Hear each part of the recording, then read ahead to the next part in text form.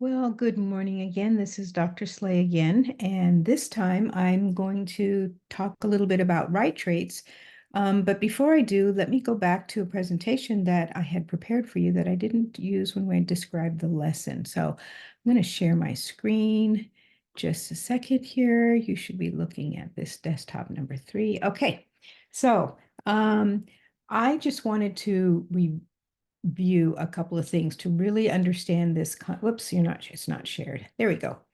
I want to review this concept of what it means to be planning a mini lesson for a writing workshop. And let's review what that whole workshop concept is. So click, there we go. Just like in a reader's workshop, it's that workshopping environment. I want you to think about when you learned how to do something alongside maybe your mother or your father, or maybe you went to a particular class, maybe you were in dance or an art or even a sports team. Those were workshops. Those were intensive periods of time where you worked alongside other people that knew a little bit more than you about what it is that you were trying to achieve. Well, we do the same thing in a reading workshop or a writing workshop. It's just very structured in a more academic sense. Um, I wanted to remind you that this is the classic reading workshop model. You have a mini lesson, again, just like we described, around a particular skill or objective, something you want to achieve. Then you move into an independent time where students are working. Maybe you're working with students, and then you have your share time. So it's that same cycle. And notice this cycle that Jan Richardson uses, it follows that same process. So, within doing that, to achieve this, you have to decide, well, what am I teaching and why am I doing this? So you have to decide what objectives you're going to do, what lessons are you going to focus on, what do the kids need, what are my parameters, what texts am I going to decide, and then you're going to do a little mini lesson, and you're going to guide them and work directly with them, and then you're going to assess them. How did they do? What do I do based on that assessment? How well did they do? Are we ready to move on? Are some ready to move on and some ready to stick with me for a little bit? They need to move to a different group? And then you start that all over again. All of this is always going on in this reading workshop model. So if you move along, you'll notice that something is very similar. I showed you this before, that when you're balancing the literacy workshop, you have a reading side and you have a writing side, but they're really not separate tasks. Although you're doing different assignments at different times, it's very much intertwined, especially when you are teaching writing, because everything that you teach in writing is dependent upon text, because we write to express and somebody's going to read whatever we wrote. So it's very much recursive. It goes cycles up and down, and it's very much intertwined. And just as a reminder, these were some of the elements that come from our book, as well as the literature and this website, that these are the things that are important about a literacy or a reading writing workshop. Notice it says literacy workshop. It's not just the writing workshop. So I'm not going to review all of these, but notice that the mini lesson is central to that success. Remember that writing instruction is recursive, and that we're in and out of all of these different stages of the writing process. That's why there's so many arrows and it looks so messy, because writing is messy. It really is. And so then once more, we have the image of the writing workshop cycle. So you have an opening, which is small. You've got your hook. You have your mini lesson, the stuff you're going to be modeling for us. You move into this larger work period where that's where the real good stuff is happening. Kids are working independently. They might be working with teams. They might be working in with you. So this is where the mentorship is really happening. And then you close it up and say, hey, so how did we do? Let's share out what was happening. It's a good celebration of the moment. So again, we talked a little bit earlier about how you think about the mini lesson, and then what you have to decide what you're going to do with it in the context of the writing process. And then you plan your time wisely. So here's that writing workshop process again in another slide, just to give you a different view, because some people say, how do I squeeze all that in? So here's another way to look at it when you break out the time. I think I talked about it, so I'm not going to redo that again. And here's that connect, teach, active engagement, and link structure that I just modeled or talked. I didn't really model it, but I did model it in the lesson that I gave you, but I didn't talk about it there. I just talked about it briefly in the lesson plan template that I just described to you. And we've already been through that, so that's where this would go here. And there's the Saturdays and tea cakes. And let's see how we're moving along. There was the lesson plan if you should need to have it again. I think I linked this whole presentation into D2L. And now let's talk about the right traits. Good writing is based on 6 key main ideas or ingredients. I want you to recognize that probably when you were in school, when you were being evaluated for your essays, whether it was for a star essay or for an essay to get into college, these key elements always went into your writing, and they really end up being translated into the many different rubrics that we use today to assess writing. Star rubrics are based on this. And so it's about ideas, about you developing your own ideas and how well you can express those ideas, and that you have flexibility in your thinking. It's about how well one organizes their piece of writing. That's called text structure. Beginning, middle, end. Maybe it has topics and subtopics. It's not always just the 3-paragraph essay. That's a very stilted way of thinking about writing, although it's a nice ground rule to think you have to have a beginning, middle, and end, and that's 3 paragraphs. If you get stuck in a template that has no flexibility, your writing probably is lacking in voice because you're following a formula and your voice is gone when you're just following the rules. Voice is where your personality comes out in your writing, and that's lots of things. These overlap. So what makes voice? Well, maybe it's how you use the author's craft. And there's so many dimensions to that. It's about word choice. It's also about your sentence fluency. So of course, word choice is vocabulary. You want to have not too many big words, and you want to have a good balance of big and small words. You also want to have good sentence fluency so that your writing flows and is not really choppy with a bunch of short sentences that could be better combined, nor do you want long sentences that are so long that you get lost in them and they sound too pretentious. And then finally, it's your conventions, which are, that's your grammar. That's your rules, and that's the stuff that the stop signs, the ground rules of what we call conventional writing, which is why we call it conventions. Now, the people that came up with the writing with all of this is Vicky Spandau. From a long, long time ago, I think it's way back into the 70s when she originally thought about these different ingredients that make effective writing. You will find that there is a 7th one, and that's called presentation, but I did not include it. Presentation is really, how do you put it out there? Is it on a website? Is it in a blog? Is it on a piece of paper? So it's the publishing part, but that's not something that we're going to focus on in the academic sense right here, because that's usually focused on last, and it's not usually tested, so to speak. Another person that writes prolifically about the right traits is Ruth Cullum, and you'll find books by her with all kinds of mini lessons and things that are specific to right traits. When I was a teacher, I went to workshops where all we did was focus a day on ideas, a day on organization and voice, and each one of these. And then I used to have lists of books that you can use as mentor text to teach these different elements of good writing. So another person that you'll find online is this one, Smenken Education, and you will see a video by her where she talks about it. Let me just warn one thing. A lot of people will say you have to teach these in order, or that you have to teach one thoroughly before you teach the other. That's one way to approach it. It's very linear, but I don't think it's necessarily effective. I think that I taught these different ingredients of the 6 traits, I taught them over the entire course of the year. And I would make sure that, I touched upon all of them.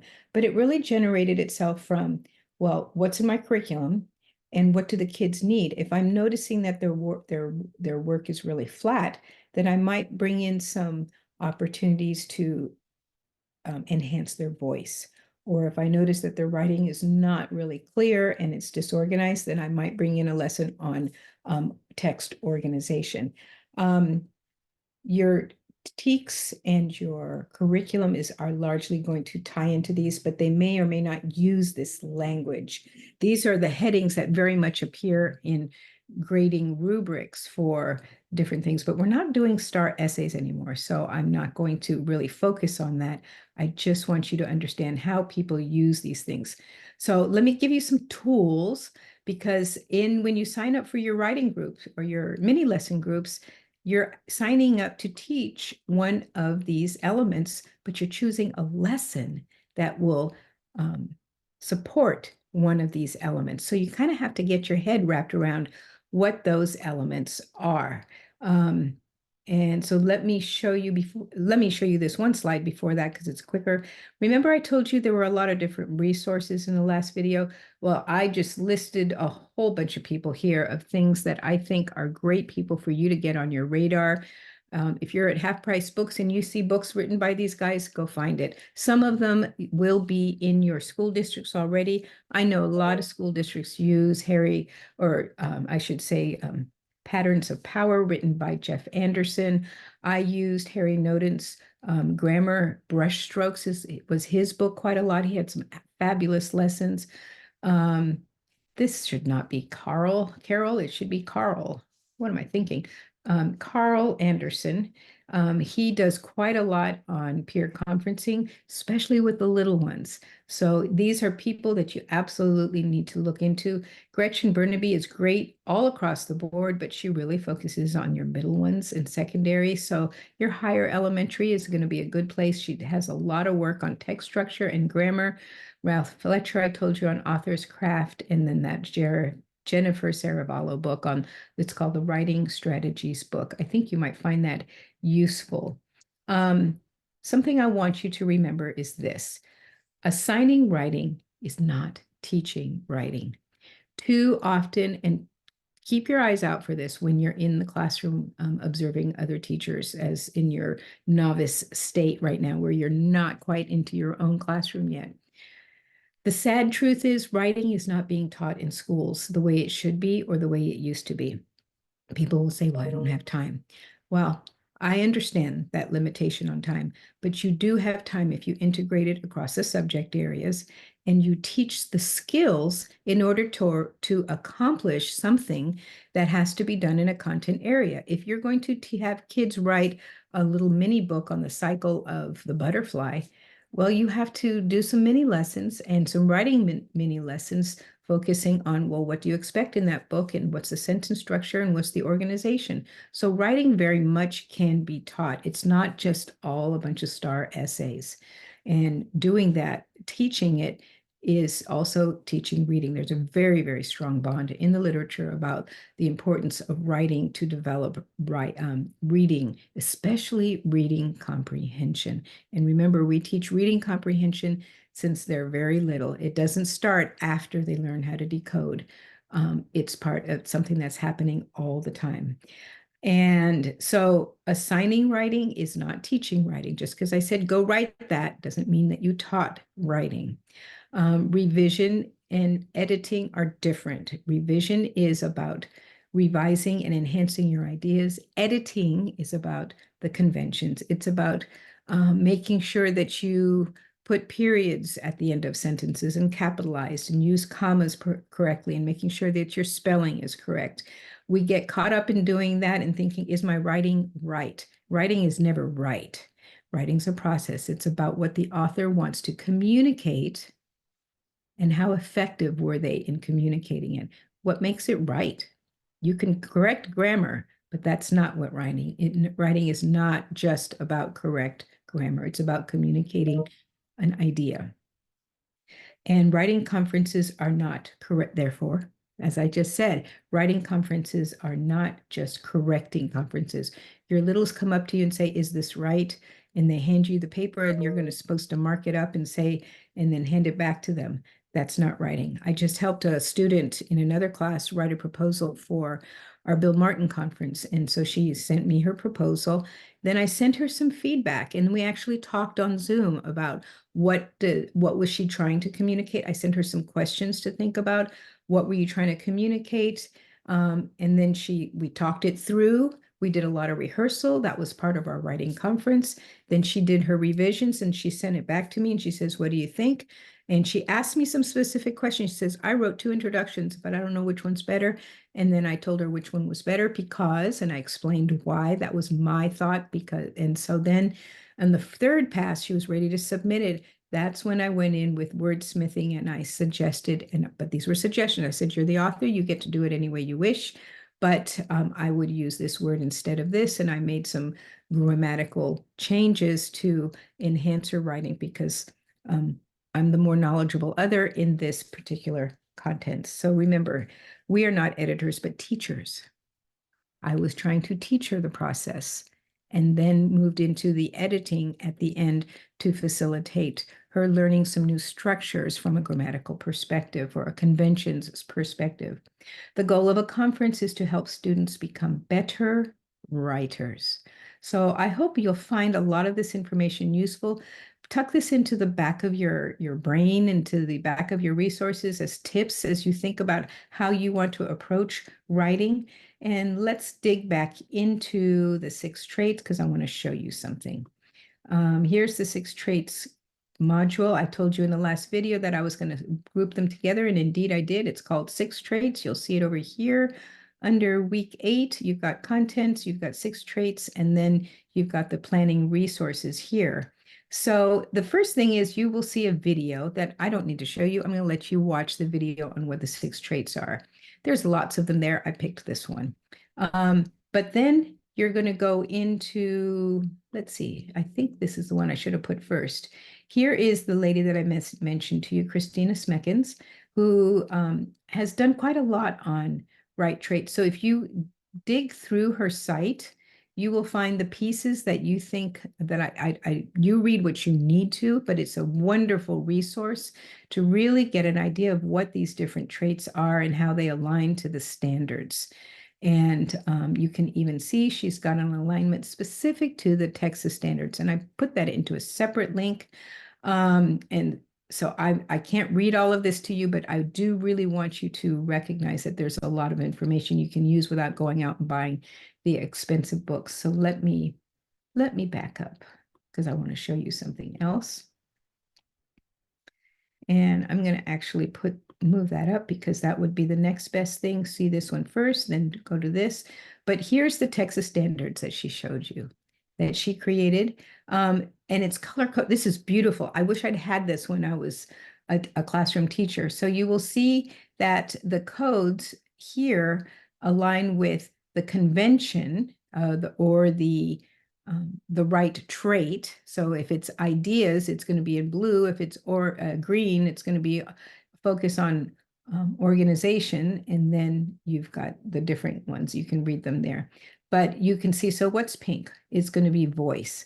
Use appropriate mode of delivery. What else is there? Voice is also going to show up down here. As you keep going. So see, now we're moving into grade 2. So let's say you're going to look at adverbs. So that's going to fall under sentence fluency.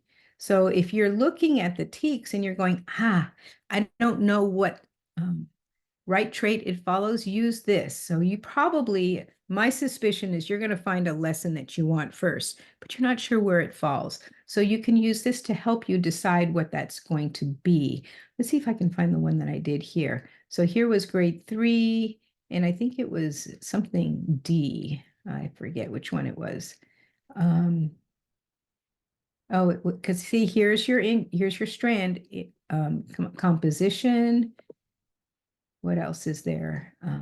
Inquiry and research, that's a whole nother strand.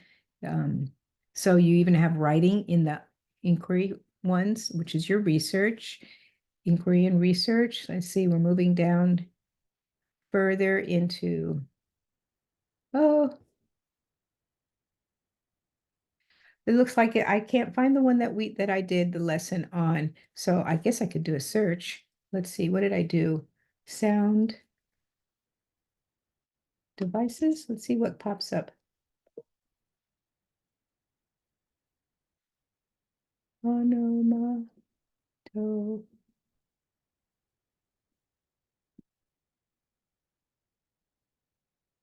There's no A in there. I don't think it's gonna work because I don't think I spelled it right. Sorry, I am distracting you there. But I do want you to see that these different traits as they appear in the skills that are listed in the TEKS. I think and hope you will find that useful.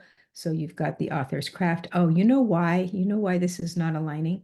I have a feeling this is the old set of TEKS and it may not be the new ones, but a lot of things do overlap that you'll find. And I hope you'll find it useful to do that. If you have any trouble with this document, do let me know and I'll do my best to help you try to align things in a way that makes sense to you. So there's your right traits. And then moving down, you've got one more link, and that's another, this is an old document, but it does give you that sense of the right traits and what they are, and maybe some acronyms and a little bit of explanation if you want to go deeper into what they are in relationship to different types of writing. The classics are narrative, expository, and persuasive. Some of you are going to say, what's expository writing? I did a dissertation on that. So I can tell you, expository writing is your explanatory writing. It's not just research writing, but you're explaining your idea, which means you have to have a lot of text structure. We see it a lot under informative writing. It does contain a lot of elements of narrative writing because it's on a spectrum of narrative and expository. But we don't use that term so much in the TEKS anymore. So at any rate, this document, I think you will find, especially if you love to teach writing, you'll find that useful. There we have it, our 6 traits of writing and our unit for the next 2 weeks. Don't forget one more thing that I didn't mention before. I don't know if you're going to have time to work on it this week, but you still have time to complete your dyslexia training. Some of you have said, where do I find that link again?